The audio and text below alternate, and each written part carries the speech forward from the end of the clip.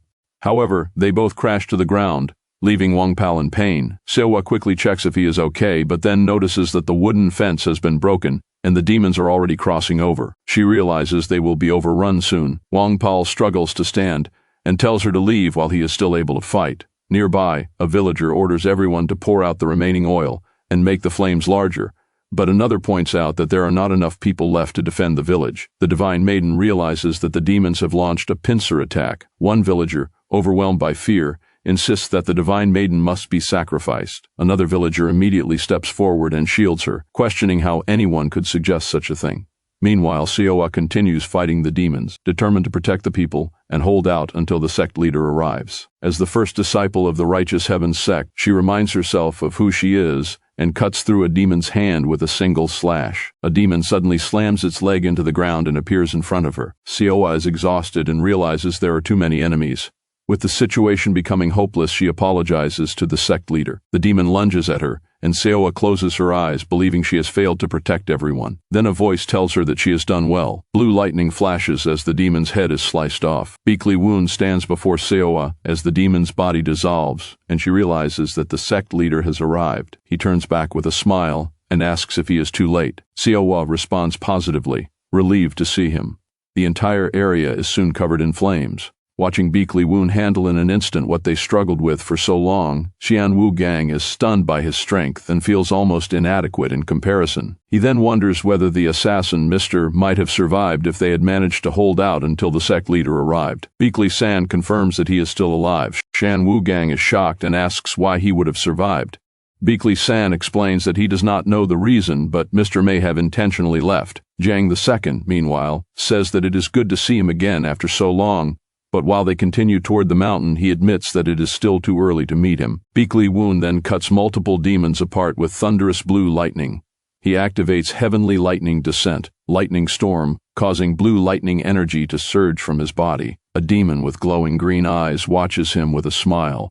From Beakly Woon's strength, he identifies him as Chianra, and concludes that he has not yet shown his full power. The demon estimates that a direct battle would likely end in mutual destruction or a narrow victory for himself. He is frustrated that someone so powerful exists, especially since he considers himself among the top 3 members of the blood cult. As Beakly Woon charges forward at incredible speed, surrounded by blue lightning, the demon admits that he would certainly lose if they fought using martial arts alone. Only by using all his spells could he force a battle ending in mutual destruction. The demon also becomes jealous of Beakly Woon's strength and considers how difficult it would be to drive the villagers into fanaticism through spells. If he personally intervenes to stop Chianra, he believes the frightening Mr. nearby may interfere again, leaving him uncertain about what to do.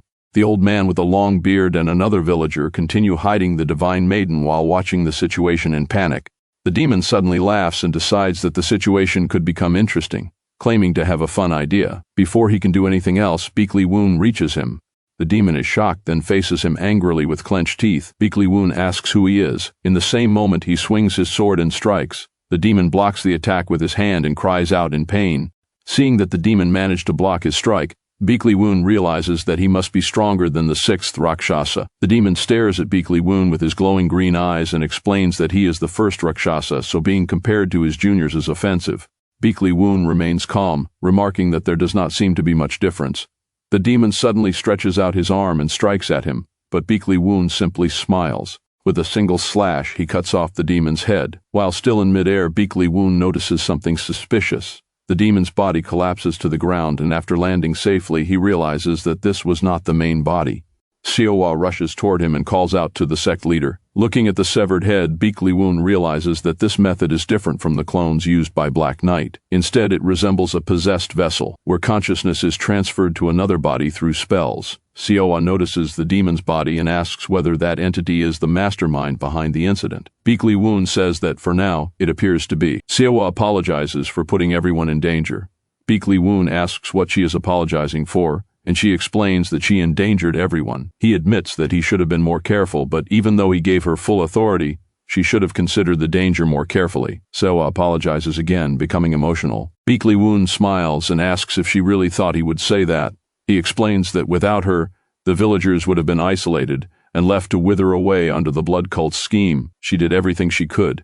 Placing a hand on her shoulder, Beakley Woon tells her that she did well and asks her to stop crying. Seowa's eyes fill with tears, but she quickly wipes them away and insists that she is not crying. She then tells him that she received some help and made a promise to a child named Cho-il. Beakley Woon immediately understands that there is a demon in the village and that she wants to spare it. Seowa is shocked that he knows, but he explains that the child is not a demon. The villagers call it a divine beast, something completely opposite to a demon. From what he has learned, the village was originally an enchantment designed to corrupt the divine beast into a demon. If Seowa had tried to harm the child there, the corruption would have begun immediately. Seowa realizes that there is no reason to kill the child and that it must be protected. She decides to tell Cho-il right away. Before she can leave, Wong Pao rushes over and tells her that Cho-il and the divine maiden have disappeared. Seowa is shocked, and Wong Pao explains that the villagers claim the village chief took them and fled. Meanwhile, the divine maiden asks the old man where her brother has gone. The old man turns around, revealing himself to be the demon who had transformed into him.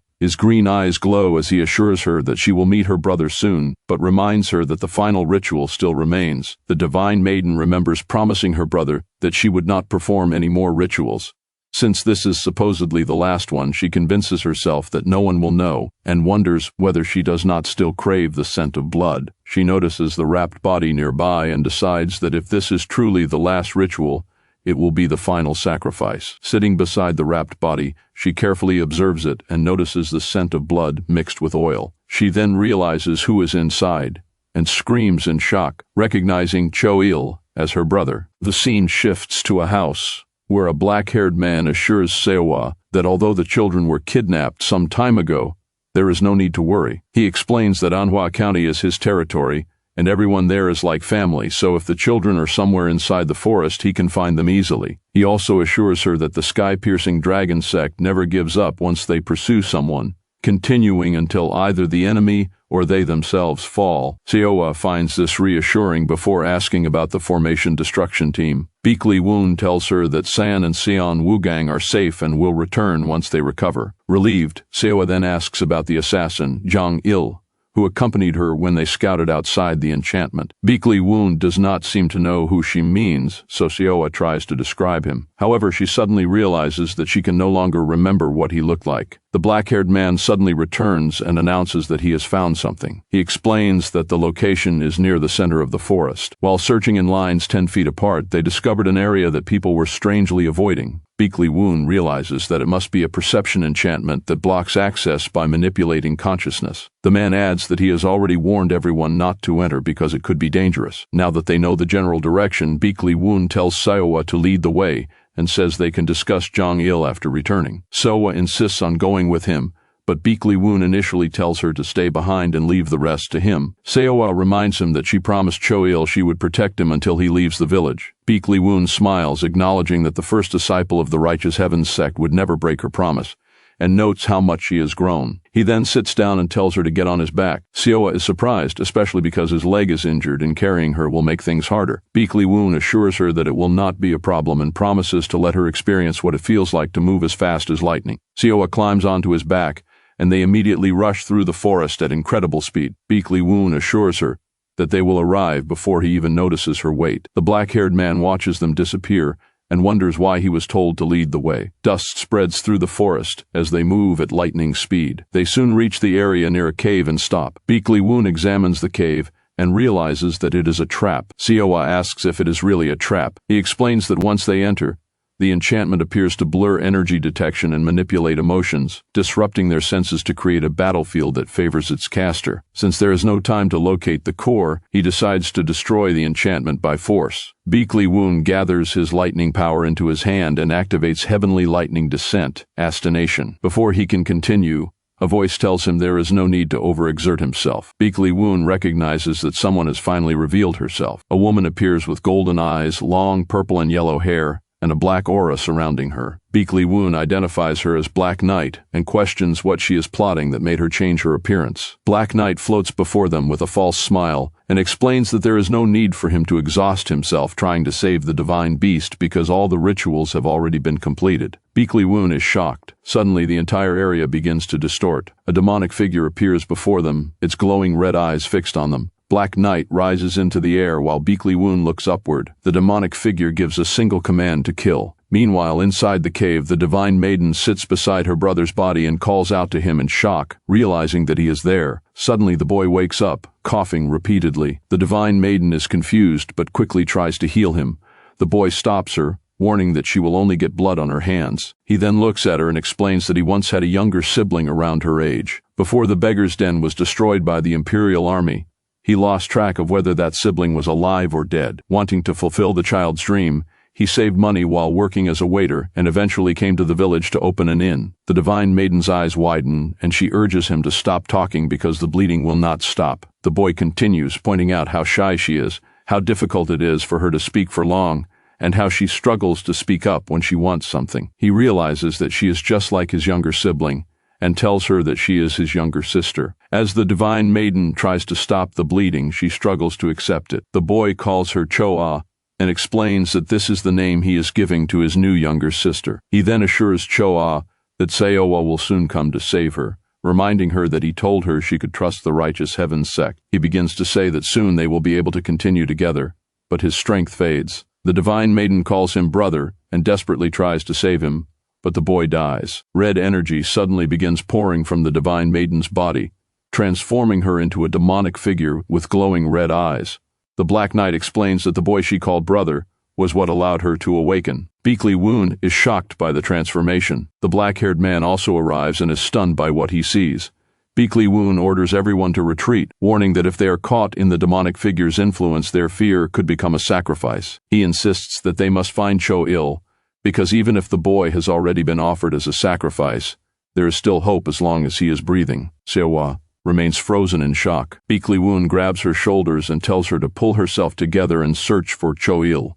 He reminds her that Cho-il may still be alive and tells her to use an item if there is even a spark of life remaining. As Seowa continues staring blankly, Beekly Woon reassures her that he received the item specifically for a situation like this, and asks if she remembers how to use it. Seowa recalls his previous instructions and says that she only needs to break it in half. Beekly Woon confirms that she remembers correctly and tells her that the lives of Cho-il and the divine maiden now depend on her. He asks if she can do it, and Seowa confidently agrees. She then hands Beekly Woon the righteous heaven sword he entrusted to her, saying that she will return it to him. Beekly Woon accepts the sword, then tells her to go quickly. Seowa immediately rushes toward the cave. As she runs, Seowa remembers Cho-il asking her in the past to keep her promise. She continues toward the cave, breathing heavily, until she notices a seemingly endless trail of blood. She wonders if it could belong to Cho-il. Near the cave, the old man looks toward the giant demon and asks whether it is the divine maiden. The answer confirms that it is and reveals that Cho-il became the final sacrifice. Seowa reaches the old man and watches him suspiciously as he continues explaining what happened. When he came to his senses, he had already killed Cho-il with his own hands. Originally, he was supposed to be the first sacrifice for the divine maiden. However, when he actually faced the thought of dying, he became afraid and offered his own daughter as the sacrifice instead. The old man closes his eyes, remembering his daughter's expression as she faced her father, who had asked her to die for the village. He regrets that the village he tried to protect by sacrificing his daughter is now collapsing anyway. Seowa remains silent as the old man falls to his knees, admitting that he should have protected the divine maiden, but instead caused all of this with his own hands. Seowa tells him that although she does not believe his methods were right, she is still grateful for everything he has done until now. The old man gives her a strange smile and tells her to go inside because Cho-il is there, though he believes it is already too late. Seo turns toward the cave and assures him that she will set things right and save Cho-il. The old man is surprised by her confidence, but Seo enters the cave without hesitation. Inside, she finds Cho-il lying on the ground. Panic sets in, but she bites her finger and refuses to doubt that he can still be saved. Knowing there is no time to waste, she immediately acts. She cuts a metal piece into 2 pieces and a divine spirit suddenly appears before her. Seo looks at the spirit in confusion. A system notification appears, stating that the divine healer's treatment tag is being used and the divine healer is being summoned. The divine healer appears and immediately asks where that brat, Baekli Woon, has gone. Meanwhile, Baekli Woon faces the demonic figure. He recognizes that the situation is difficult because he cannot simply cut the creature down recklessly, but he still needs to prevent it from reaching the village. The Black Knight attacks him with purple magic, ordering him not to interfere. Baekli Woon blocks the attack with his sword. He points his sword toward the Black Knight and criticizes her for joining hands with the blood cult, saying that she has grown weak. The Black Knight explains that she is only using the blood cult and that she needs the child to escape from the place where she has been imprisoned. Baekli Woon's eyes widen in surprise at the revelation. The divine healer is surprised to see Seo and asks who she is, explaining that she thought Baekli Woon was the only person who had not yet used his treatment tag. Seo kneels and introduces herself as the first disciple of the Righteous Heavens Sect, explaining that Baekli Woon gave her the tag and that she used it. Without turning around, the divine healer assumes Baekli Woon must have been injured and asks about him. Seo clarifies that the patient is actually beside her. The divine healer finally notices the boy lying on the ground and is startled, mistaking him for a ghost. She then questions why Seo expects her to save him. When Seo asks if treating him would be difficult, the divine healer takes offense, confident that her medical skills are more than enough. Seo realizes that means the boy can be saved, but the divine healer immediately refuses. She explains that she can only treat one person with a treatment tag, and that she gave hers to Baekli Woon because she believed he would accomplish great things. She cannot understand why Seo would use such an opportunity on an ordinary person. Seo explains that she is doing it because it is the sect leader's will and reflects the conviction he established within the Righteous Heavens Sect. It is not simply an act of sympathy. The divine healer is surprised that Baekli Woon established a sect and asks who Seo is. Seo identifies herself as the first disciple. The divine healer lowers her head with a faint smile, realizing that the brat has finally begun his path by establishing a sect. She then agrees to help. She tells Seo to come over and assist her. Seo quickly joins her. A magical star appears, spreading light throughout the area.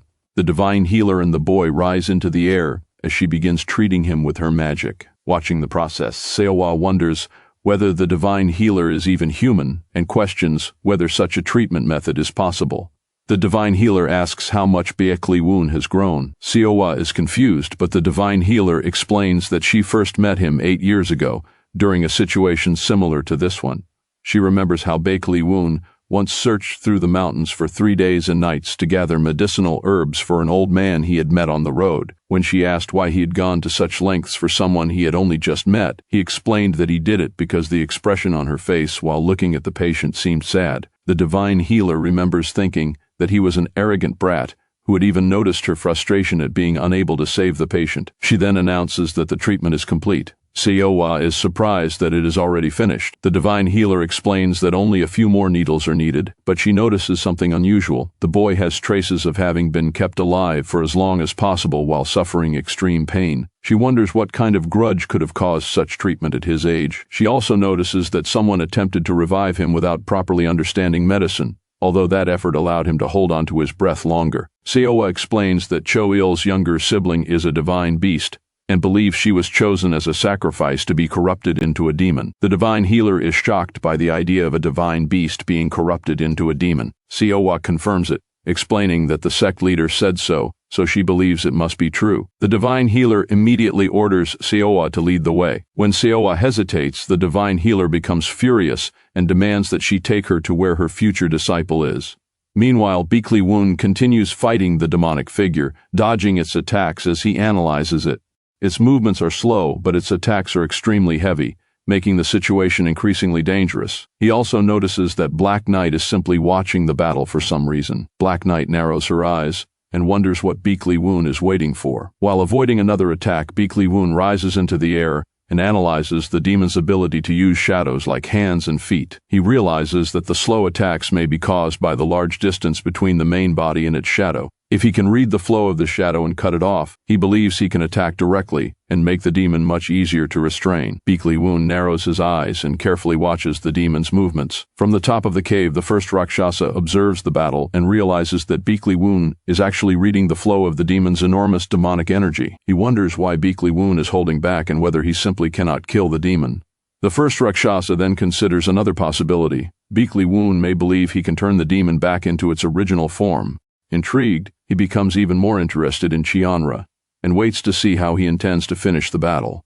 The divine healer then explains that divine beasts are extremely rare. Most were either killed by demons or mistaken for demons and killed.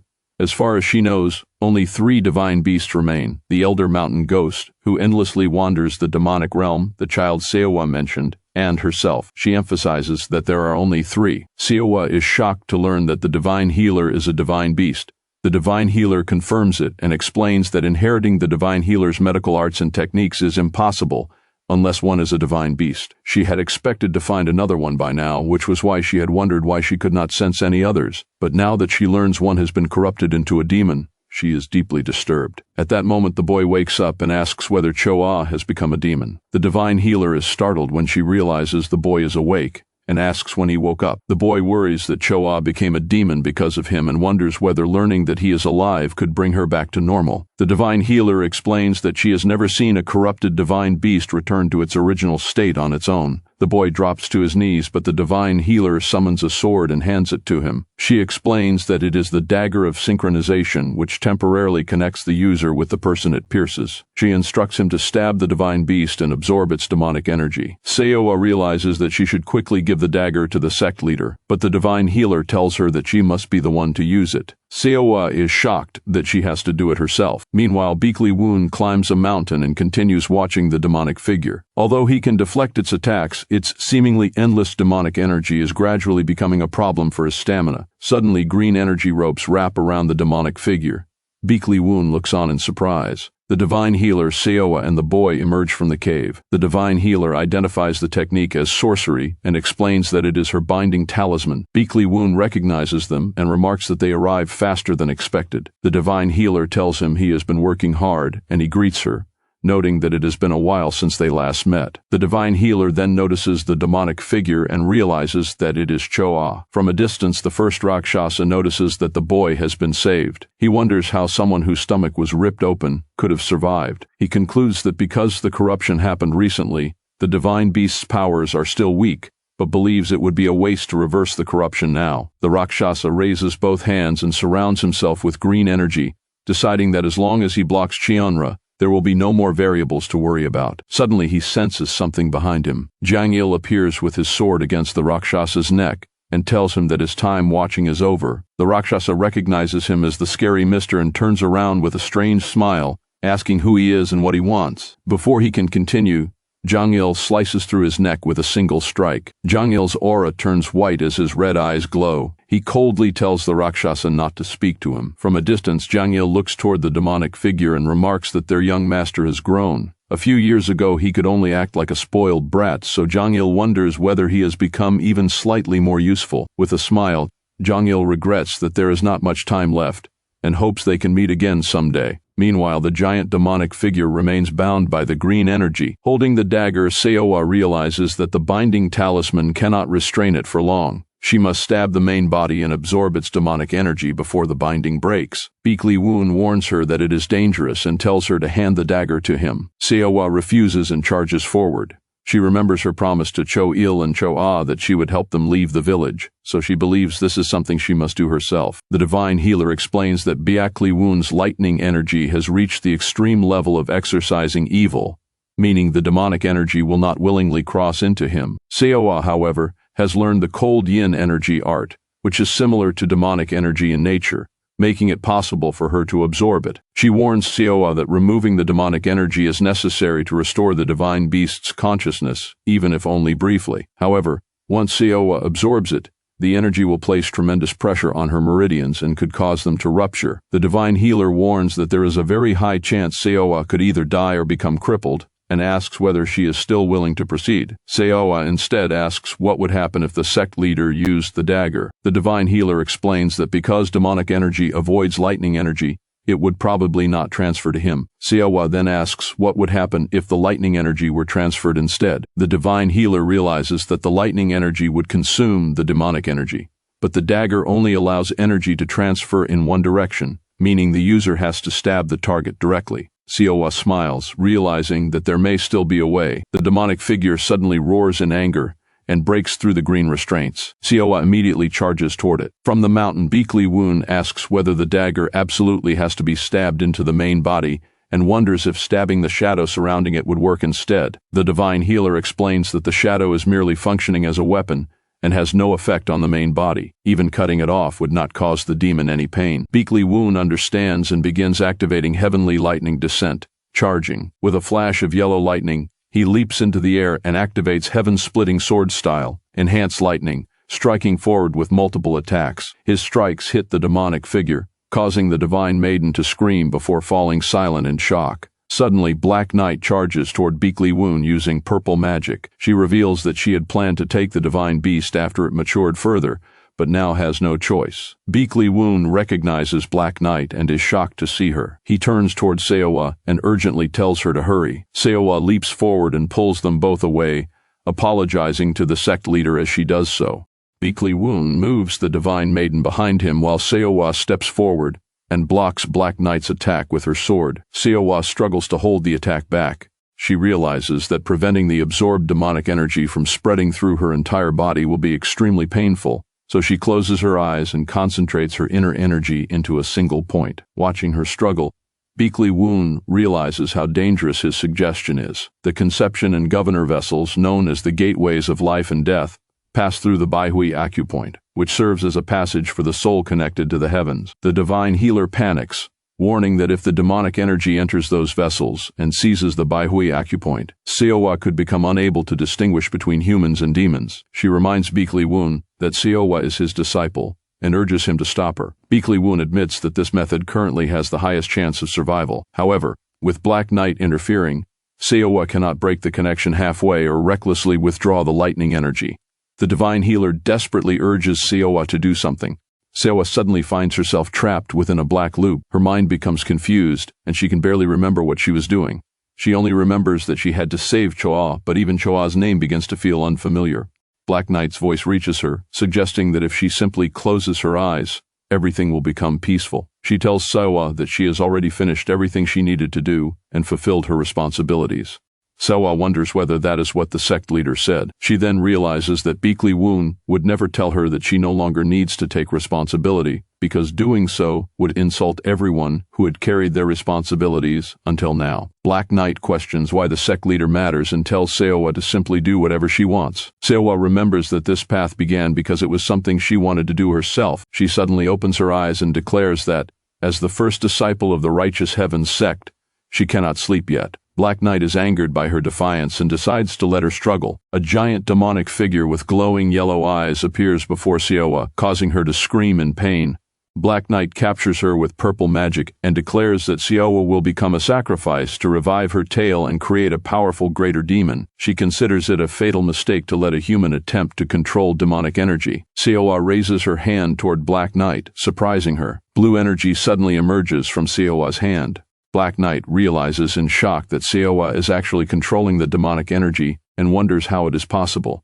Seowa narrows her eyes while gripping the sword. The divine healer, holding the divine maiden, announces that all of Choa's demonic energy has been extracted and urges them to hurry. Beakly Woon rushes toward Seowa and catches her as she collapses to her knees. He tells her that she does not need to answer and only needs to listen. She is currently suffering from energy deviation. Seowa repeats the term, trying to understand it. Beakly Woon takes the sword and drives it into his own chest. He explains internally that he is suppressing the demonic energy with his lightning, but controlling it is ultimately Seowa's responsibility. He has to believe in her. He knows the pain may make her want to surrender her consciousness, but he believes she will not give up. Yellow lightning surrounds them, as Beakly Woon reminds her that she is the disciple of the Righteous Heaven sect, who wants to resemble him the most. The remaining dark energy is absorbed by the sword. The divine healer confirms that all the demonic energy is gone and that Seowa succeeded. Beekly Woon praises her, saying she performed as expected of his disciple. Seowa weakly acknowledges him. Black Knight suddenly smiles after realizing that she has found a vessel capable of containing her. Her body is already half destroyed, yet she continues smiling. Meanwhile, the scene shifts to another room where Cho-il and the Divine Maiden have been brought. They sit against the same wall with their legs restrained by chains. Cho-il reflects on how frightening death is. When the Divine Maiden asks why, he explains that after dying, a person cannot eat, think, or play, and cannot do anything because they are gone. To him, every day already feels the same.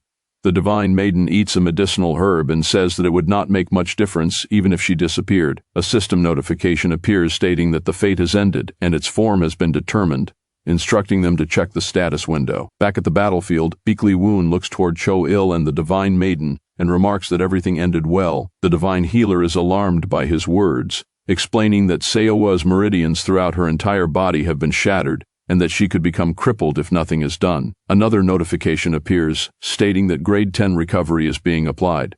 Seowa still has not regained consciousness. Beekly Woon explains to the Divine Healer that her condition has deviated from the standard. He then bows before the Divine Healer and asks her to treat Seowa. The Divine Healer warns that even she cannot guarantee that everything can be repaired because the human body has limits. Treating damaged meridians is also far more difficult than ordinary treatment, and the process could take weeks or even years. She closes her eyes and reluctantly admits that she will not be able to wander around for a while if she is going to teach that brat. The Divine Maiden's eyes fill with tears. Meanwhile, the Divine Healer becomes excited after learning that Beekly Woon founded a sect and asks whether he has any spare rooms. Beekly Woon smiles and assures her that the sect has more than enough rooms. A system notification then appears, stating that the form of the fate has been determined, the request has been completed, and the rewards are being calculated. The scene shifts to the main headquarters of the sky-piercing dragon sect. Inside a room, Beekly Woon helps Seowa take her medicine. Standing beside her bed, he smiles as she returns the smile and admits that being looked after by others is not so bad. 3 days later, the old man arrives in front of Huajian village and reflects on what will happen to its people. With both the demon and the blood cult gone, he has already spoken with the magistrate court to prevent the villagers from being sold into slavery. From this point onward, their future is theirs to decide. Seowa then asks what will happen to Cho-il and Cho-ah. The Divine Healer is surprised that she does not already know and tries to explain. Cho-il stands in front of her and admits that he does not understand, asking her to explain it more simply. The Divine Healer becomes frustrated and complains that even a monkey would understand better. Cho-il casually tells her to teach the monkey instead, and asks whether he can go outside to play. Beekly Woon quietly watches the exchange while Seowa reacts with surprise, realizing that the two seem to be getting along well. Beekly Woon explains that Cho-ah's understanding is lower than expected, while Cho-il's is actually superior. Because of this, the plan is to teach Cho-ah martial techniques and Cho-il medicine, allowing the two of them to eventually work together in treatment. Beekly Woon is pleased with the arrangement. Once the Divine Healer finishes transmitting her medical skills, she will leave, while Cho-il and Cho-ah will likely entrust themselves to the Righteous Heavens sect. He considers this a good outcome for the sect. Seowa then asks whether she did well. Beekly Woon asks if she is still worrying about that. He explains that even if he had intervened, the outcome would not have changed much. In fact, since she saved the Divine Maiden, she may have made a better choice than he would have. Seowa smiles. As Beekly Woon leaves the room, he tells her to sleep and get plenty of rest so she can recover quickly. Behind him, the black-haired man reports that the search for the demons and blood cult members is mostly complete. However, even the demons' corpses have disappeared, as though the entire incident were a dream. He assumes they were returned to wherever they came from when the enchantment was released. He then mentions that the search team discovered something strange. Someone had carved letters into a tree, although he is unsure whether it was the work of the blood cult. Beekly Woon immediately becomes alert. He asks where the tree is, mentioning that the message was something like eternity within strife. The black-haired man is surprised that he wants to leave immediately since the sun will soon set, but Beekly Woon insists that he has to go. With a flash of yellow lightning, Beekly Woon rushes toward the forest, remembering that the location is somewhere in the northeast. He reaches the tree and reads the message, "Eternity within strife. As long as the struggle does not end, it shall be immortal. Young master, if you wish to hide, then be more careful. I shall visit you soon." Beekly Woon clenches his teeth, wondering how they discovered him and realizing that he was with the assassin Jong Il. He then recalls that he cannot remember what Jong Il looked like. All he remembers is his assassin martial arts, a faint impression, and the fact that he was someone who wandered outside. Jong Il's words return to him, noting that Beekly Woon resembles his mother quite a bit. Jong Il's appearance then shifts into a demonic form with glowing purple eyes as he identifies himself as the demonic cult's seventh wheel, Crimson Moon. He considers the situation manageable because Beekly Woon is favorable to their side and will likely conceal his identity for some time, although there are still concerns. Seowa, meanwhile, realizes that Jong Il must have seen San's face. Even if Jong Il does not report it, she worries that San's identity could eventually be exposed by someone attempting to share his memories. Beekly Woon continues examining the message with narrowed eyes. Holding his sword, he approaches the tree and considers the restriction placed on the demonic cult. Because of it, no one from the cult should be able to enter the Central Plains for about a year, and someone should come to investigate the situation within 3 years at the latest. The black-haired man asks what happened. Beekly Woon cuts the tree in half with a single strike and asks branch leader Jin Wong whether all the problems in Manhwa County can now be considered resolved. The black-haired man confirms that the remaining matters can be handled by them and that Beekly Woon has done enough. He then asks why he is making such a request. Beekly Woon sheathes his sword and says that is a relief. He then announces that the Righteous Heavens Sect will close its gates for the next 2 years. He explains that the Divine Maiden is the direct lineage of the demonic cult, and the only remaining being capable of releasing the curse placed upon them. As he leaves, Beekly Woon concludes that the demonic cult will surely come, leaving him no choice but to prepare.